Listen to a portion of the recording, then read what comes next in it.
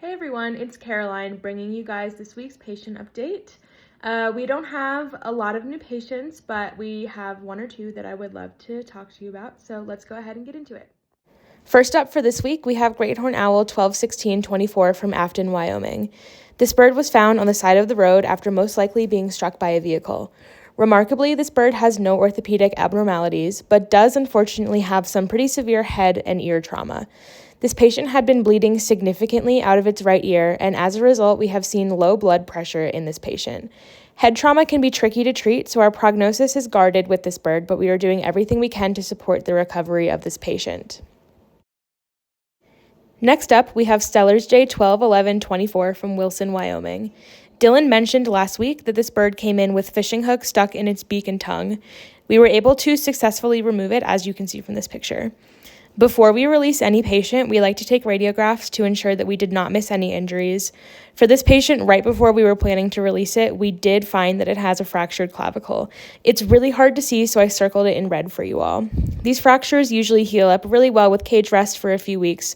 So for now, we will be keeping this bird in our ICU to heal until it's ready to move to our PCU to begin light flight conditioning. Next for this week, we have Great Horned Owl 12724 from Garfield, Idaho. This bird presented to our team with significant eye trauma. The right eye has what we call hyphema and a resolving globe deflation. Hyphema means that there is blood collecting in the front aspect of the eye, which is why it looks so dark. A deflated globe is when there is a corneal perforation, and the cut itself allows the fluid that lives in the eye to drain out, which causes the eye to look deflated. I know the other eye looks functional, but this bird is actually not very visual right now. The left eye has severe retinal damage, which is limiting the amount of light information entering the brain to be interpreted as sight. Our prognosis for this bird is extremely guarded at this moment in time. We're allowing this bird some time to be in our clinic to see if any of these issues start to resolve with meds, but if they don't, we will unfortunately proceed with humane euthanasia. Up next, we have Great Horned Owl 12124 from Idaho Falls, Idaho. This is the patient who underwent orthopedic surgery to repair a humerus fracture and needed to be resuscitated on the table. Thankfully, this bird is recovering well, and post-op radiographs show that there is good bone alignment. Here is a before x-ray, and here is an after x-ray. If everything progresses well, we will remove the bone pin in just a few weeks.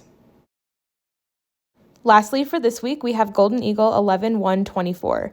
This is the bird that came in with severe lead toxicosis.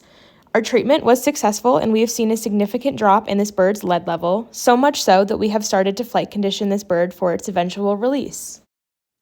Okay guys, thank you so much for tuning in this week. Remember, if you want to do your part by keeping wild birds wild, click the link in the bio to donate or visit our website directly.